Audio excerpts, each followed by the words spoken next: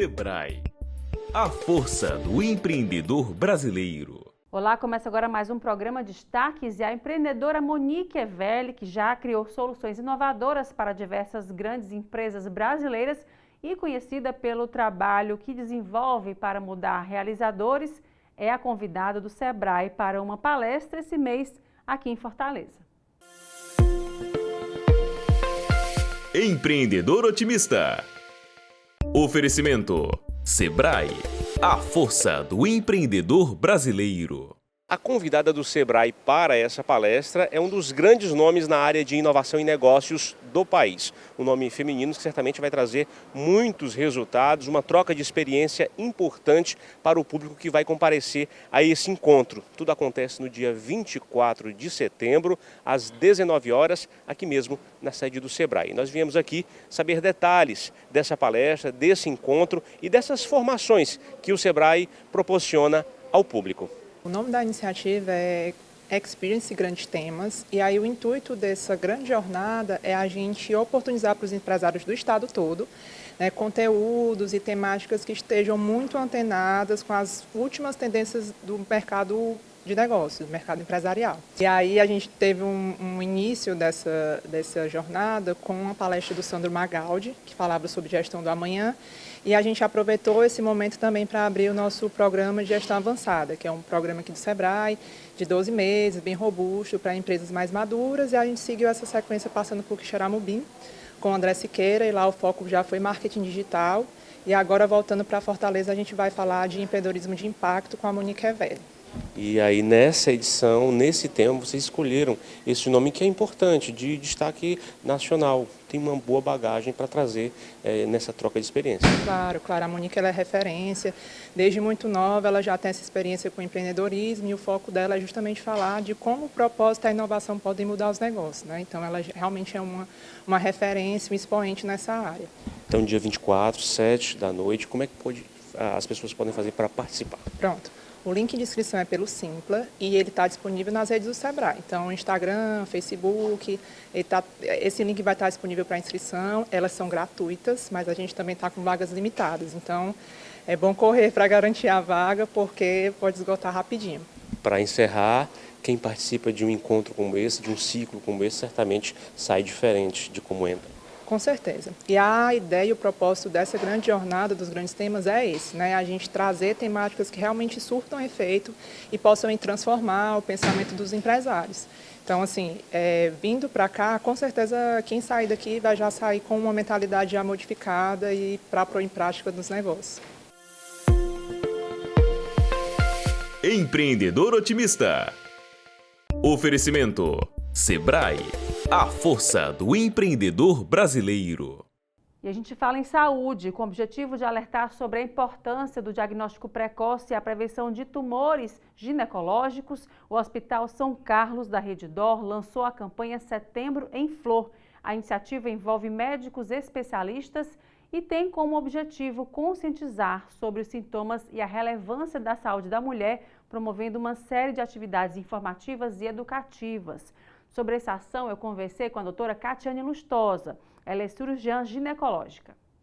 Doutora, muito obrigada pela sua presença aqui com a gente para falar sobre um tema muito importante, né, que é a saúde da mulher, com relação à questão dos tumores ginecológicos, né? Em que momento essa mulher aparece incidências maiores, né, de tumores? Em que momento a gente deve se preocupar com relação a isso? Então, eu queria agradecer o convite de estar aqui, né, fazendo essa entrevista com você no mês de setembro, que é o setembro de conscientização dos tumores ginecológicos. Eles afetam milhares de mulheres no mundo inteiro, são uma das causas principais de morte, né, dessas mulheres.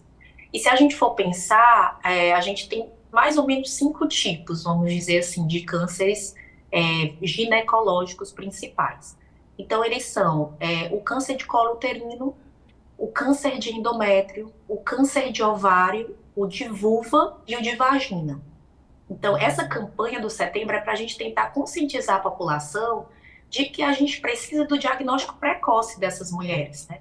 Então, quanto melhor é a assistência, mais precocemente a gente consegue dar o diagnóstico e melhor vai ser a qualidade de vida de cada mulher. Então, cada um desses tipos que eu falei tem suas particularidades, né? Então, o câncer de colo uterino, por exemplo, ele tem uma relação muito íntima com o HPV. Então, o que a gente precisa fazer para prevenir esse câncer? Vacinação no momento oportuno. Isso eu falo da infância já. Então, meninos e meninas podem se vacinar, que vão prevenir esse tipo de câncer. E o Papa Nicolau, que é a nossa prevenção, né? O exame preventivo, que é a coleta da citologia do colo uterino. Isso é de extrema importância porque você consegue ver lesões pré-malignas, né, no momento oportuno. E pode ser desde o adulto ali em torno de 25, 30 anos até numa idade mais próxima à menopausa. Já o câncer de endométrio, por exemplo, ele é mais comum em mulheres pós-menopausa, está associado a um sangramento uterino anormal. E é importante você estar periodicamente conversando com o seu ginecologista sobre esses sintomas. Então, sangrar depois da menopausa não é normal e precisa ser avaliado tanto com exame de imagem e com biópsia de endométrio. Porque você consegue sim pegar um câncer numa fase mais inicial e uma cura de melhor, um prognóstico melhor, uma cura melhor, quando você consegue ter esse diagnóstico mais precoce. Já o câncer de ovário é um câncer mais difícil, ele pode ter uma relação familiar, ele pode aparecer, então são tantos tipos, são muitos tipos de câncer de ovário, que pode aparecer na infância, na adolescência, pode ter mais idosa, né, depois da menopausa, mas geralmente os mais comuns são após menopausa. E aí a importância de também fazer esse acompanhamento ginecológico periódico, para que você consiga, nos exames de imagem, observar se você tem alguma massa anexial, né, uma massa ovariana, e com isso, com alguns critérios, saber se é cirúrgico ou não, e no momento oportuno também dar o diagnóstico mais precoce. Então, a nossa luta, na verdade, é tentar diagnosticar o mais precoce possível esses tumores ginecológicos, porque isso faz a diferença na sobrevida das mulheres. Quando a senhora fala em diagnóstico precoce, né? Em que momento se dá isso, assim? Ou então quem tem diagnóstico, quem tem já histórico na família, tem quanto mais antes chegar melhor? Qual o momento a menina entrou na menarca, né? A primeira menstruação já encaminha? Como é que é esse acompanhamento dessa menina, dessa mulher? Isso. Então, assim, como a gente vê, né? A gente tem o diagnóstico precoce dos tumores ovarianos, os tumores uterinos, os tumores de vulva e vagina, eles perpassam pelo acompanhamento. Obviamente que o mais comum é esses cânceres aparecerem ao longo da vida. Então, na adolescência é muito, muito, muito raro. Geralmente são cânceres de ovário precoces, já muito graves. Então, isso não é o nosso usual, não é o nosso dia a dia. Mas na adolescência, qual é o recado principal, principalmente para os pais, né, mãe e pai? Vacinação contra o HPV. Então é muito importante ali, finalzinho da infância, início da adolescência, todas as mulheres e todos os meninos, homens e mulheres, se vacinarem contra o HPV, porque aí você já está fazendo uma primeira prevenção, que é a do câncer do colo uterino. Os principais cânceres de colo uterino, eles são realmente oriundos do HPV. Então, se você já tira isso, você já diminui bastante a sua chance de ter câncer de colo uterino. Os outros cânceres de vulva e vagina também são tumores raros, também relacionados, a maioria, com o HPV. Então, a gente tendo um histórico de HPV associado, a gente tem que ter uma atenção maior à vulva e à vagina daquela mulher. Então, nos guidelines americanos e brasileiros, a gente tem a coleta do Papa Nicolau junto com a coleta do HPV. Então, a gente consegue identificar nessa coleta se a paciente tem ou não o vírus, o próprio vírus, que é o nosso PCR, que a gente chama. Então, essa coleta do PCR faz a gente ter, opa, essa paciente eu preciso ter um pouco mais de cuidado, eu preciso ter um screening melhor, né? Eu tenho que vê-la com mais frequência, eu tenho que fazer um exame mais detalhado do colo, da vagina e da vulva. Nas pacientes que não têm esse vírus, a sua conduta vai ser mais rotineira. Então, outro screening importante ali em torno dos 25 anos é fazer a coleta dupla, né, que a gente chama de coteste, prevenção junto com a coleta do HPV. Doutora, com relação... Pode falar, perdão, pode falar. O terceiro momento é o momento do do adulto jovem barra já iniciando ali a parte do início da menopausa, que é quando você pode desenvolver, por exemplo, um câncer de endométrio. E aí é importante esses sangramentos uterinos anormais serem acompanhados. Então a gente não pode negligenciar que a mulher sangre muito e tudo bem, tá isso mesmo. Então, sangramento refratário é um tratamento clínico, sangramento anormal, fora do período menstrual, sangramento de muita quantidade, paciente que não para de sangrar o tempo inteiro, precisa ser biopsiado, porque isso pode ser um câncer de endométrio. Esses cânceres, o que a gente vai ter maior relação de história familiar vai ser o câncer de ovário e o câncer de endométrio. Os outros cânceres, vulva, vagina e colo uterino, eles são mais relacionados com o vírus, com HPV. Esse câncer de endométrio e o câncer de ovário, sim, eles têm uma relação familiar. Então, é muito importante você ver a árvore genealógica daquela paciente na primeira consulta, para ver se ela tem um risco aumentado de desenvolver algum câncer ginecológico. Eles têm uma relação com câncer de mama também, então existem testes genéticos que as pessoas podem fazer. Geralmente a gente recomenda, quando eu tenho uma história familiar, então, por exemplo, vamos supor que a minha mãe tivesse um câncer de ovário. Então, era importante ela ser acompanhada por um oncogeneticista, saber se esse câncer ele é relacionado com algum tipo específico de gene, e a partir dessa dosagem, as filhas dela, as irmãs dela, toda essa árvore genealógica iria testar também. E se você tem realmente o gene para aquele tipo de câncer, você vai ter uma conduta de acompanhamento um pouco diferente do que uma rotina. Então, vai ser mais de perto, vão ter mais exames. Então, é muito importante também saber que história familiar e cânceres genéticos, eles precisam ser acompanhados de maneira diferente de um acompanhamento rotineiro anual ginecológico. Agora, doutora, é algo assim, acho que para vocês, né, a senhora enquanto profissional, talvez seja um pouco complicado no sentido que a gente está falando de saúde e prevenção agora, né? Mas assim, as nossas avós, bisavós, nossos pais, nossas mães, enfim, não era um costume, né, de todo ano fazer aquele check-up. A gente tem poucos que fazem ainda isso, né? Então, assim, essa educação de prevenção, como é que vocês conseguem, né, no consultório, poxa, sua mãe teve, sua avó teve, e a pessoa não lembra, né, porque às vezes teve um câncer, não sabe como foi diagnosticado de fato, né, enfim, antigamente se dizia que morria por dor de cabeça, né, sem saber que era AVC, né, então assim, como é para vocês fazer esmiuçar, porque o tempo é muito precioso, né, esmiuçar esse paciente ao ponto de entender que ela tem um histórico familiar, que pode ter um olhar maior para a filha ou para alguém da família que vem depois. Como é que é esse trabalho? É um trabalho de formiguinha. A gente brinca dizendo que é muito difícil, porque quando é uma história familiar muito próxima, exemplo, a minha mãe, ou a minha irmã, ou a minha tia, ou a minha prima, é mais fácil. Então, geralmente, essa investigação, ela começa assim. E aí, por exemplo, a mãe teve o câncer de mama. Não, alguém da família teve? Não. E aí, não, mas pergunta para a tia, pergunta para a prima. E aí começa a montar esse cenário de que existem outros cânceres que podem estar relacionados com a mama. E teve uma que morreu com câncer de endométrio, um câncer de útero, outro que foi um câncer de pâncreas. E aí você consegue montar essa árvore genealógica, mas ela não é fácil. Geralmente, as pessoas sabem, pessoas muito próximas, né? Ou a irmã, ou a mãe, ou a filha, ou a tia. Mas quando vai para um segundo grau, um terceiro grau, realmente não começa a não saber mais. E esse trabalho de identificação, de talvez uma relação genética daqueles cânceres, passa pela nossa anamnese. Então, a gente que tem que perguntar mesmo ativamente. Dentro do screening das coisas que a gente pergunta para o paciente, isso tem que ser perguntado ativamente. Então, você teve história de câncer na família? Tem.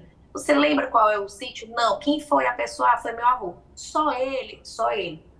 Não teve mais nenhuma mulher. Então, você vai realmente tentando arrancar, vamos dizer ali, informação do paciente, porque às vezes realmente fica confuso, não sabe qual é a origem.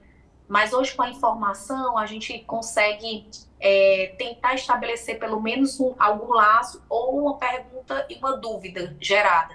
Então, veja com sua mãe, veja com sua irmã, e aí no retorno as pessoas às vezes trazem mais informação em relação a isso. E hoje a gente tem aplicativos, hoje a gente tem vários tipos de mecanismos para você montar como se fosse um risco, né, de câncer genéticos, né? Então a gente tem plataformas que você, com as perguntas básicas, com idade, com alguns exames de imagem, com a história familiar, você consegue montar meio que um risco para aquela paciente, e aí sim ver o benefício de fazer teste genético ou de mudar a conduta em relação ao acompanhamento. Isso facilita muito para a gente, porque existem evidências científicas que nos dão alicerce para essa pesquisa mais esmiuçada. É isso, sempre lembrar, né, doutora, nesse momento agora e sempre, né, check-up nunca é demais, a gente bate nessa tecla, né, saúde, cuidar da nossa saúde nunca é demais, né. Então, para esse mês, essas ações que vocês estão realizando de conscientização mesmo, né, de passar para as pessoas a importância do cuidado, né? Isso, então setembro é o mês dessa conscientização.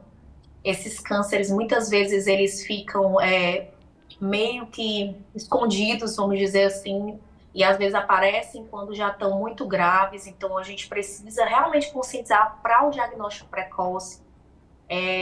Muitos deles têm um protocolo de acompanhamento antes mesmo de aparecer, então, como câncer de colo uterino. Então, é inadmissível que hoje a mulher não tenha feito um Papa Nicolau ou um preventivo, tanto no Sistema Único de Saúde, nos postos de saúde, quanto no sistema privado. Então, é um exame fácil de diagnóstico para um câncer tão prevalente ainda. A vacinação já está no calendário nacional, então conscientize que é importante você vacinar seus filhos para que a próxima geração não tenha tanto esse câncer de colo uterino, câncer de pênis, por exemplo, também associado. E o acompanhamento. Então, assim, acompanhamento anual, de rotina, com o ginecologista, faz toda a diferença para um diagnóstico precoce desses outros tipos, que apesar de raros, eles podem ser devastadores para a saúde e para a qualidade de vida das mulheres. E agora o intervalo, a gente volta em instantes com mais destaques.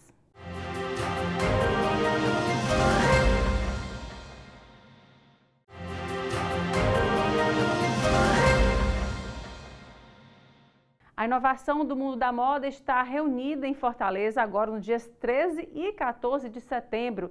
É o Salão de Moda Ceará que chega em mais uma edição. Profissionais e estudantes da área e os admiradores da temática fashion terão um mundo de oportunidades. O Gladson Edler é o criador desse evento e conversou com o jornalista Denis Barbosa sobre esse assunto. Confira. Queria saber os detalhes desse evento que você criou lá atrás, que chega para mais uma edição, certamente com muita responsabilidade, e sei que com muitas novidades, grandes nomes. A gente quer saber o que é que vem por aí nesses 2 dias.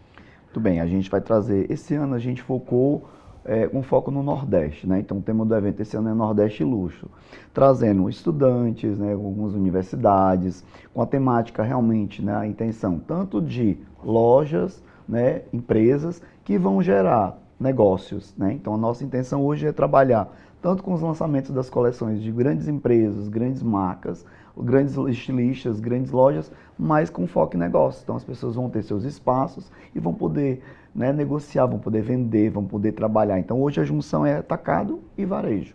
Né? Já são muitas edições, você fez esse planejamento, certamente com grande equipe.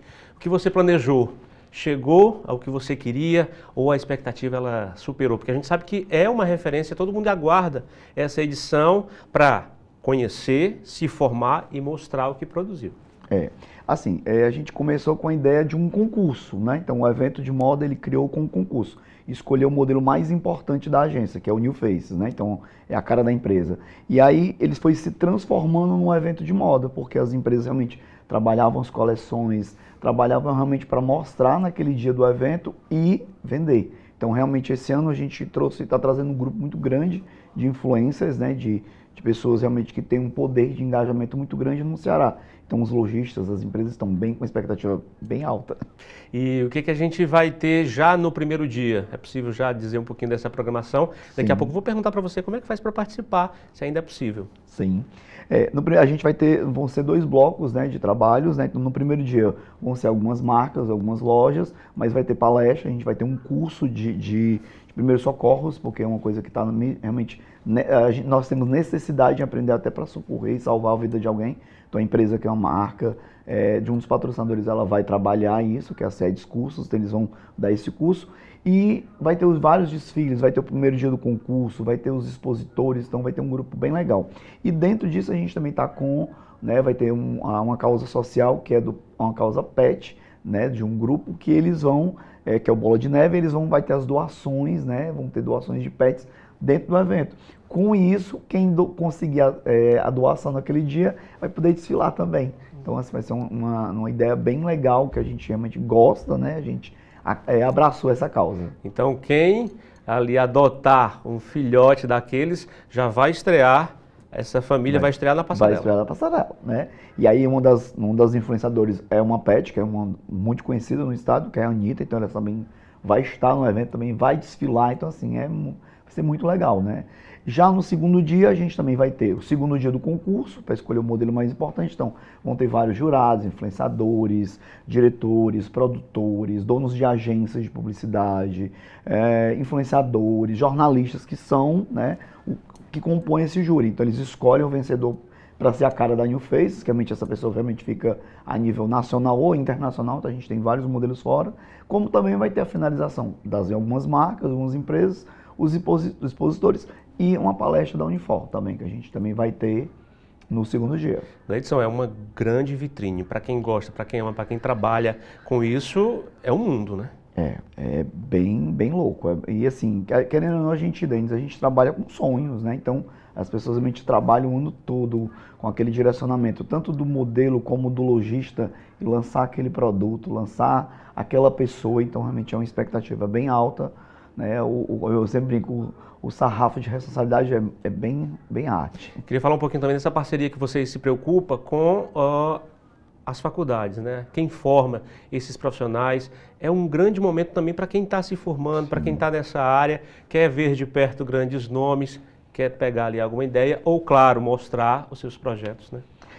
Assim, eu valorizo muito essa questão do estudante, eu também já fui estudante, né, nós todos fomos, então aquela pessoa, ela está aprendendo, ela está, né, tentando realmente mostrar, para que ela vê o mundo. Então o evento ele serve também para isso, para mostrar aquele profissional que está começando, mas que ele tem uma responsabilidade junto com aquela empresa, com aquela faculdade de fazer esse trabalho. Então a gente tem 2 esse ano, que é a Unifor e a UFC, que elas vão mostrar os seus talentos, eu brinco que é os seus talentos dentro da passarela, que vai ser uma média de 25 a 40, né, estudantes que vão mostrar suas criações, que eu falo, né, dentro do evento.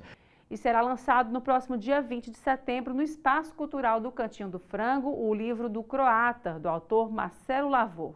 A gente conversou com ele sobre esse lançamento. Confira. Olá, Marcelo, muito obrigada pela sua presença aqui com a gente para falar desse lançamento agora, dia 20, está bem pertinho, né? Obrigado pelo seu convite, Elaine. Legal estar aqui na TV Otimista, no programa Destaques. E é como você disse, na próxima sexta, dia 20, no Espaço Cultural do Cantinho Frango, chegou a hora de lançar o livro do Croata, meu terceiro trabalho literário, e espero que todos gostem da história, que é uma história fascinante, bem interessante mesmo. Sexta, dia 20, 19 horas, no Espaço Cultural do Cantinho do Frango. Me fala como é que foi pensada essa obra, quanto tempo você teve, né, se debruçou para chegar a esse livro físico aí para o lançamento? As pessoas, Elaine, me perguntam como foi a inspiração para lançar mais este trabalho. Na verdade, mais do que uma inspiração, foi quase que uma provocação. Onde eu moro, o meu filho é amigo do filho do personagem, do Stepan Barišić, croata, né?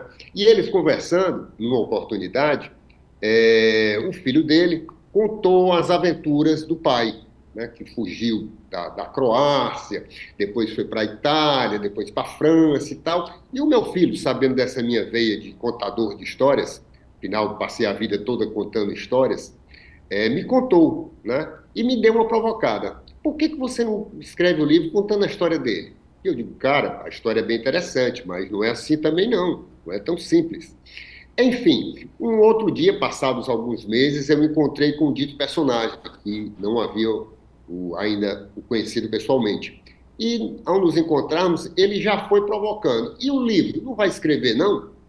Eu digo, camarada, vamos fazer o seguinte, depois das apresentações, das devidas apresentações, né? Eu digo, eu lhe dou 10 minutos para você contar a sua história. Se eu achar interessante, eu começo a contar. A gente marca e vamos nos conhecer melhor e eu conto a história. Na verdade, Elaine, bastaram 5 minutos para que eu me encantasse com a história dele. E aí foram 6 meses de conversas, de encontros, de gravações, né? E ao longo desses 6 meses a gente foi checando algumas informações e terminei o livro praticamente no início do ano. Essa conversa começou no início do ano passado e no início desse ano, lá por fevereiro, o livro estava escrito. Depois partimos para a parte de editoração e tal. E a cada vez que eu ia evoluindo na escrita, eu ia me apaixonando mais, me encantando mais pela história do Barizik. Realmente é uma história muito interessante, que atravessa continentes, atravessa o Oceano Atlântico, e começa num pequeno povoado em Rup, né, lá na Croácia, que na época, na verdade, era a Iugoslávia, né, depois da Segunda Guerra Mundial, e veio terminar aqui no Rio Grande do Norte, em Areia Branca, com passagens pela Itália, pela França, por Recife, por Fortaleza, por Parnaíba, pelo Maranhão. É uma história bem de um personagem múltiplo, um personagem que tem muitas histórias. Por isso que eu digo que, na verdade, o personagem principal, claro, né, o Stepan Barizik, são muitos em um só, dada a multiplicidade de coisas que ele fez, as aventuras, desventuras e venturas que ele atravessou. Então, são muitos em um só. Pois é, e aí pensando nessa obra, né, assim, essa magia de repassar uma história, né, um olhar diferenciado sobre algo que aconteceu, enfim, dar a sua cara, né, dar também o seu jeito, como é trabalhar isso?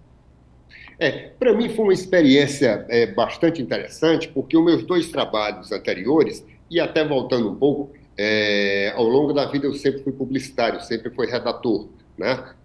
Depois professor de publicidade e propaganda também na área de redação, e por conta disso, Elaine, eu passei a vida inteira contando histórias de marcas, história de produtos, histórias de partidos políticos, de instituições, de organizações não governamentais.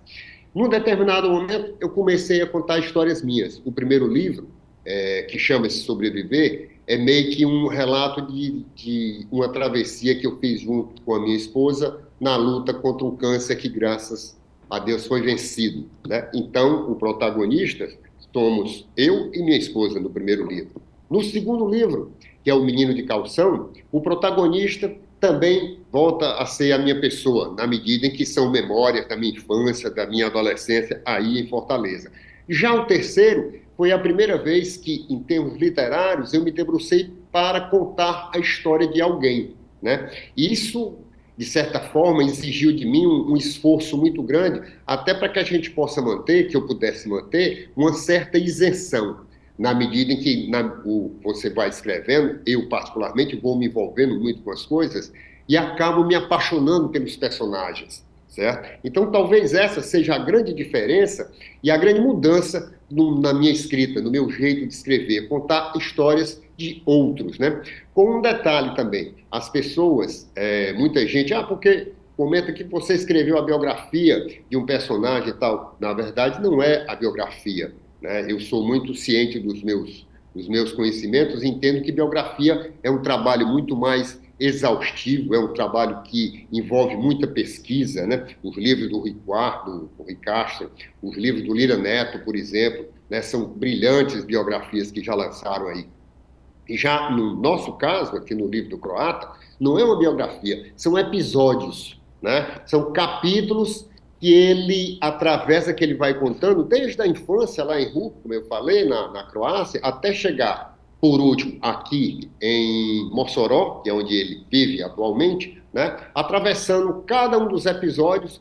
E esses episódios que tornam o livro mais interessante, que tem episódios que são verdadeiros filmes policiais, outros uma comédia, outros um romance, outras histórias de traição, de violência, né, de agressões, certo? Tem até um quê meio de espionagem. Então, é um livro bem bacana nessa ótica, entendeu? De não ser uma biografia, mas contar esses episódios que são exatamente as aventuras, desventuras e venturas deste personagem tão incrível, entendeu? Pois é, aí queria que você falasse para quem está assistindo, para fazer o seu convite, né? Para quem está já anotando aí na agenda, o próximo dia 20 vai ser imperdível.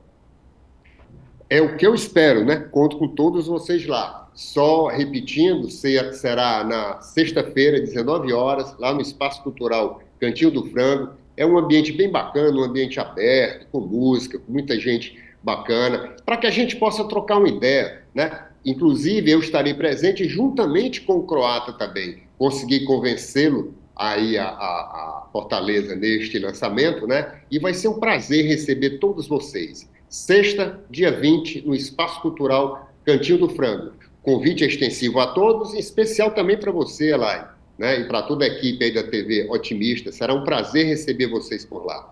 Tá, joia. Muito obrigada pelo convite. Fica o convite para quem está assistindo também. Até uma próxima oportunidade. Sucesso. Valeu. Agradeço demais, mais uma vez, a oportunidade aí da TV Otimista, do seu programa, do programa Destaques, e conto com a presença de todos vocês lá. Boa semana para todo mundo e vamos em frente. E agora o intervalo. A gente volta em instantes com mais destaques.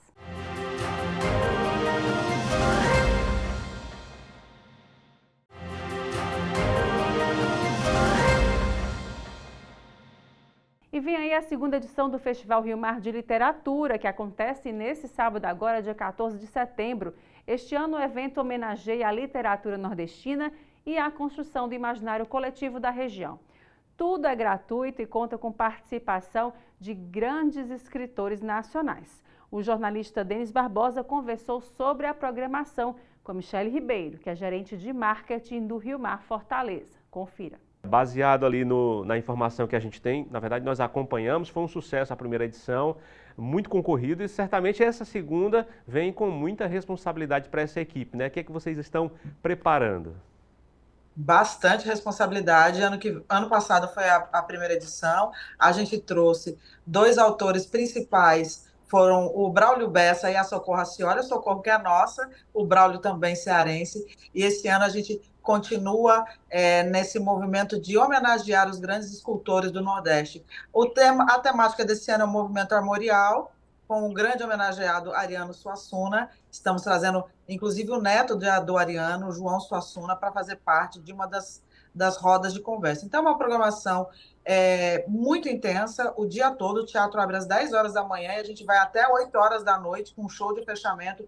Então, aí a gente deixa esse convite para todos os amantes e não amantes também da literatura, porque essa é a tarefa, essa é a nossa atividade, esse é o nosso objetivo, de fomentar ainda mais a literatura, o hábito da leitura e promover os grandes nomes da cultura nordestina. É importante que você possa realmente comparecer, você vai mergulhar nesse universo e também vai ajudar os nossos criadores, os nossos escritores, porque eles estarão com obras ali para que você possa apreciar, levar para casa. É muito importante também fomentar essa economia criativa. E Michele, quem quiser participar, eu sei que o evento é gratuito, mas vocês têm um espaço que precisa ser respeitado até para o conforto e a ordem de tudo com qualidade. Como é que faz para participar? Exatamente.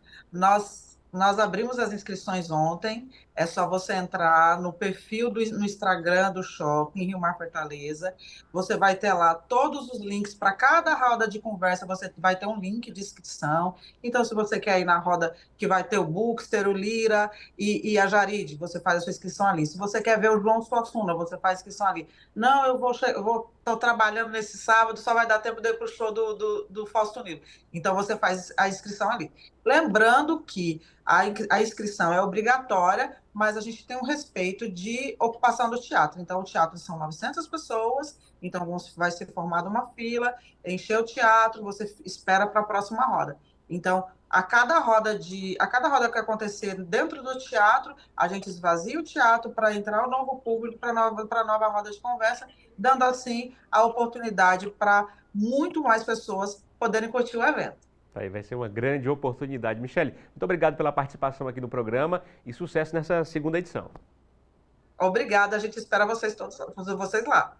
E mais dica de cultura: após estrear em São Paulo em outubro de 2023 e passar por Rio de Janeiro, Niterói, Porto Alegre, Curitiba, Goiânia e Belo Horizonte, a nova montagem do premiado espetáculo Elis, o Musical, inicia por Fortaleza a circulação no Nordeste, com temporada agora até o dia 15 de setembro no Cine Teatro São Luís. Sobre o espetáculo, eu conversei com a atriz Lília Menezes. Muito obrigada pela sua presença. Eu que agradeço o convite de vocês para a gente falar um pouquinho aí desse espetáculo tão icônico. Pois é, passou por tanto lugar bacana, né? Agora começa por Fortaleza essa temporada do Nordeste. Como é que está o coração para trazer um monumento que é Elis para a gente aqui? Ai, ansiosa para chegar aí. A gente já fez uma turnê pelo Nordeste, né? Há uns 8 anos, mais ou menos, mas não passamos por Fortaleza. E eu tenho uma ligação especial aí, porque eu tenho família aí em Fortaleza, né? Então, tô louca para chegar aí, para o pessoal se emocionar com a gente. Tô ansiosa. E como é que tem sido esse passeio, né, por mostrar um pouquinho da grandiosidade de Elis para esse público brasileiro? Como é que tem sido essas emoções e essa responsabilidade também, né, de levar ao palco só um trechinho da grandiosidade dela? É isso, Elis é uma figura muito icônica, né? E muito importante, não só para a história da música brasileira, mas ela permeou um momento muito delicado que a gente precisa falar, né? Ela viveu na época da ditadura e ela foi uma pessoa com uma voz muito ativa, uma pessoa tanto da música quanto politicamente engajada também, né? Então a gente hoje, apesar de já se terem passado aí quantos anos, né? Elis morreu em 82, é uma história muito presente ainda, muito latente, né, nos nossos dias, e trazer Elis de volta, poder mostrar para a juventude quem foi Elis, né, é uma responsabilidade e uma honra muito grande a gente poder manter viva essa grande cantora e, mais além ainda, essa mulher, né, porque antes de ser uma grande cantora, ela era uma mulher muito forte, muito decidida, imperativa, mas que abriu muitos espaços aí para nós mulheres também, né? Brigou muito pela gente. Lilian, no espetáculo tem texto e música. Como é que se divide esse espetáculo no palco? Sim, é um espetáculo que tem aí por volta de 2 horas e meia entre cenas e músicas. Ele conta a história, a trajetória de Elis desde pequenininha, desde que saiu lá do Sul, chegando pelo Rio de Janeiro, né, encontrando os seus grandes parceiros musicais, os seus casamentos, a maternidade, e permeando essa história dela, vem as músicas, o repertório riquíssimo de Elis, que a gente não consegue abordar todo no espetáculo, né? A gente tem 26 canções, todas elas interpretadas por Elis no espetáculo. Então é um espetáculo intensíssimo para quem protagoniza. A gente tem uma demanda alta durante todo o processo, em cena o tempo inteiro, sai, troca de roupa em 30 segundos, 1 minuto, 1 minuto e meio, volta. As cenas são intensas também, cenas com grandes personalidades também que fizeram parte da vida da Elis. Então, tudo tem uma carga uma carga dramática bastante intensa e musicalmente brilhante, né? Porque o repertório de Elis é brilhante e vasto. Não conseguimos colocar, acho que nem 10% do repertório que ela gravou, mas as músicas mais icônicas estão por ali também. E atemporal, né? A gente o escuta hoje como se estivesse escutando a primeira vez, né? Os nossos filhos e netos, e enfim, aí a geração vai... Obra é isso, né? Uma obra de arte, ela passa pelos tempos, né? Ela segue firme.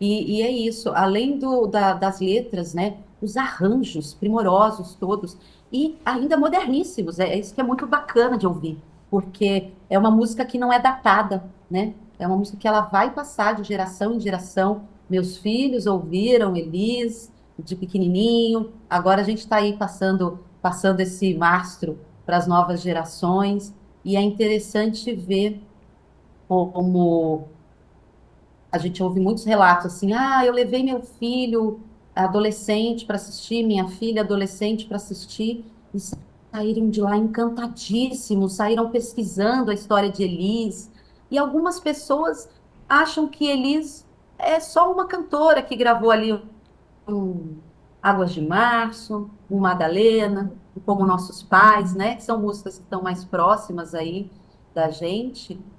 E quando descobrem o que tem por trás dessas músicas e descobrem esse repertório amplo, né, e variado que ela gravou, as pessoas se encantam e viram fãs. Isso é muito bacana, assim. A gente já fez muitos fãs de Elis, viu?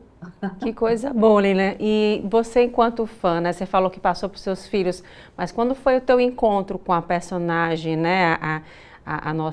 O nosso ícone Elis, assim, a tua vivência de Elis, como foi? E como é que você conseguiu beber dessa fonte para trazer no palco a presença dela? Eu comecei ouvindo Elis, agraciada que sou, na época da minha infância, muito pequenininha, ouvindo a Arca de Noé, o disquinho do Vinícius de Moraes. Imagina, a gente tinha Vinícius de Moraes fazendo música para criança, né? E ela cantando Corujinha. Corujinha, Corujinha, que peninha de você. E eu me lembro que quando eu ouvi, eu me emocionei muito ouvindo aquela música, porque a interpretação dela era tão presente ali que eu quase conseguia enxergar essa corujinha triste, feia, né? E eu lembro de ter comigo assim, nossa, mas essa cantora é uma grande atriz. E aí eu virei fã, comecei a ouvir o repertório de Elis. Eu não conhecia a história de Elis exatamente, mas musicalmente era a minha música de cabeceira. Aonde eu fosse, eu ouvia Elis. Eu trocava qualquer repertório para ouvir Elis. E quando eu fui selecionada para fazer o espetáculo, foi assim uma emoção. Eu falei, meu Deus, agora chegou a hora, né, da gente trazer essa mulher de volta, essa cantora, trazer para essa nova geração, mostrar essas músicas. E fora isso, veio aquele medinho, né, aquela responsabilidade de dar vida a uma pessoa que foi tão emblemática e que tem aí tantas referências. A gente tem muitos vídeos, a gente tem muito material sobre Elis, né? Então, vinha aquela preocupação de não imitá-la, não caricaturalizá-la, acho que falei certo, né?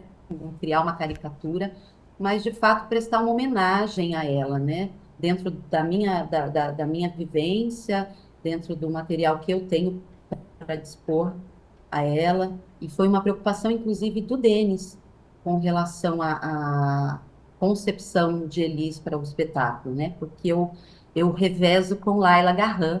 Laila começou esse processo, né? A gente começou em 2013. Ela era a protagonista do espetáculo e eu comecei alternando em algumas sessões porque a demanda para protagonista é muito grande, então a gente foi se revezando e agora a gente divide de fato o protagonismo do espetáculo. Então a preocupação dele era que nós pudéssemos criar as nossas próprias Elises, cada uma dentro da sua bagagem e de fato prestando uma homenagem. Ele sempre pediu que a gente não buscasse imitar a Elis, até porque ela é inimitável, né? E quando a gente tenta imitar a Elis, o público fica com a pulguinha atrás da orelha. Então, a gente empresta o que a gente tem, com muito carinho, com muito zelo, né? Com muito estudo, com muita dedicação, e cada uma de nós tem aí uma Elis completamente diferente da outra, mas que se complementam e que emocionam não só o público, mas a gente que está no palco também. Pois é, eu ia te perguntar justamente isso. Você divide o palco com a Laila, né? E aí, como é que é essa troca, esse aprendizado entre vocês duas, e bebendo dessa mesma fonte que é a Elis, indescritível, como você falou, realmente não se tem como imitar, né? Porque é única, né? E a gente bebe da fonte, né? A gente puxa aqui, puxa acolá, né? Respira e apresenta, né? E homenageia. E isso vocês têm feito muito bem nos palcos, assim. Como é que é essa troca de vocês duas? Laila é uma grande parceira, além de ser uma atriz excepcional, né? Eu costumo dizer que cada dia que eu passo com Laila ali, tanto em cena quanto nos bastidores, porque quando Laila está fazendo Elis, eu faço parte do elenco. Aí eu vou para o ensemble, vou para o coro, tem outros personagens, né? Então é uma aula para mim. É uma aula ver Laila trabalhar, ver Laila criar, a intensidade, a visceralidade que ela tem, né? Como profissional, como atriz, como cantora. É sempre assim uma escola. E ela é uma grande parceira. Sempre houve uma preocupação muito grande por parte dela em me dar um suporte quando ela assumia o protagonismo sozinha. Ela sempre teve essa delicadeza comigo de falar, Lili, tá precisando de alguma coisa? Quer que eu te ajude com alguma coisa? Então, foi muito rico esse processo para mim, porque Elis foi meu primeiro musical. Eu nunca tinha feito musicais, eu sou atriz já há décadas, né? Venho do teatro, minha escola é o teatro. Depois fui trabalhar muito tempo com mágica, trabalhei com ilusionismo há alguns anos, assim.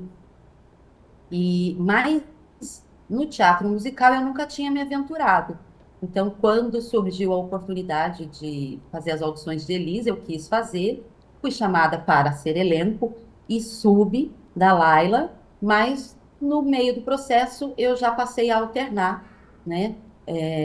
Porque tanto a direção quanto Laila se sentiram seguros com o meu trabalho, a ponto de falar, não, vamos deixar a Lili assumir aí suas sessões, até porque a demanda do espetáculo, como eu já falei, é muito, muito grande para a protagonista, né? E lá ela precisava dar esse respiro também. Então, ela teve muita confiança em mim e hoje a gente troca muito. Ela agora está com o musical em cartaz, né? A nossa história com Chico Buarque, que eu tô louca para assistir. E eu tô aqui, garantindo os ensaios, segurando com o elenco, e a gente troca bastante. Fala, ela quer que filme alguma coisa?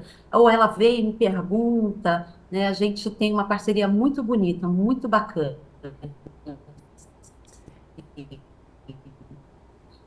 Aprendo muito, mas aprendo demais com Laila, demais. Que bom, e falando também que esse espetáculo ele é premiadíssimo, né? Premiadíssimo de fato e de direito, né? Com prêmios lindíssimos aí pelo Brasil afora, Bibi Ferreira também. Como essa gratificação, digamos, esse reconhecimento, né? Que o prêmio para o artista, ele é uma chancela, né? Do trabalho que é feito todo dia ali, né? Aquele suorzinho de todo dia.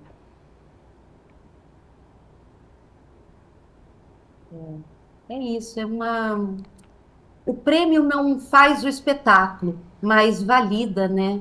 Faz a gente ter certeza de que a gente está no caminho certo, de que vale a pena contar essa história. A gente tem uma equipe brilhante por trás desse espetáculo. a gente tem prêmios de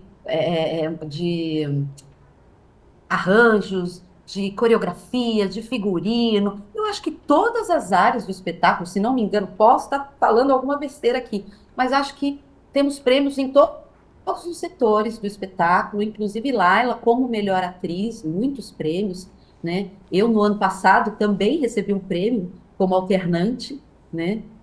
Foi um prêmio de votação popular e fui agraciada com esse título também, de melhor alternante.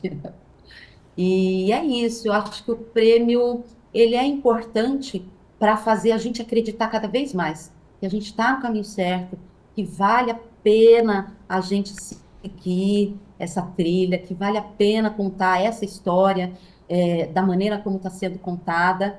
E é o parabéns, né, que a gente recebe pelo trabalho belo que a gente está fazendo.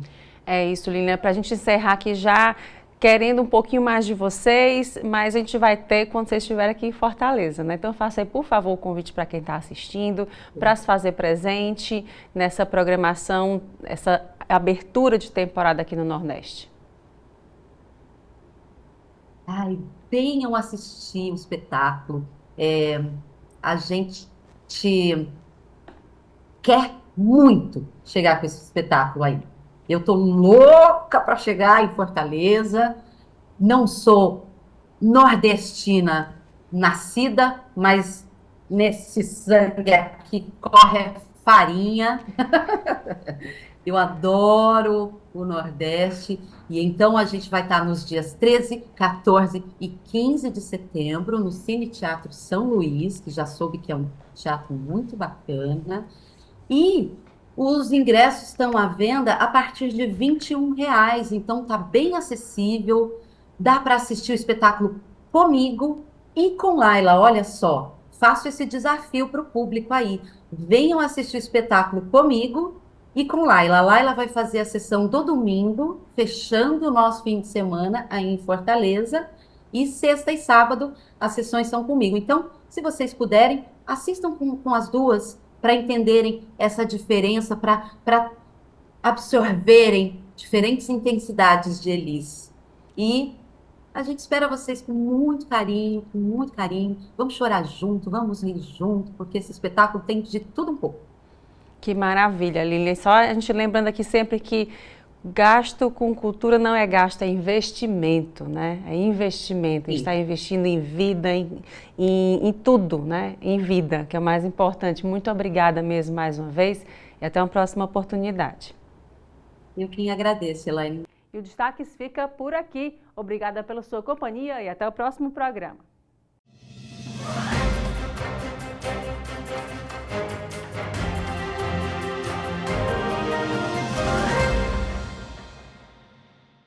Sebrae, a força do empreendedor brasileiro.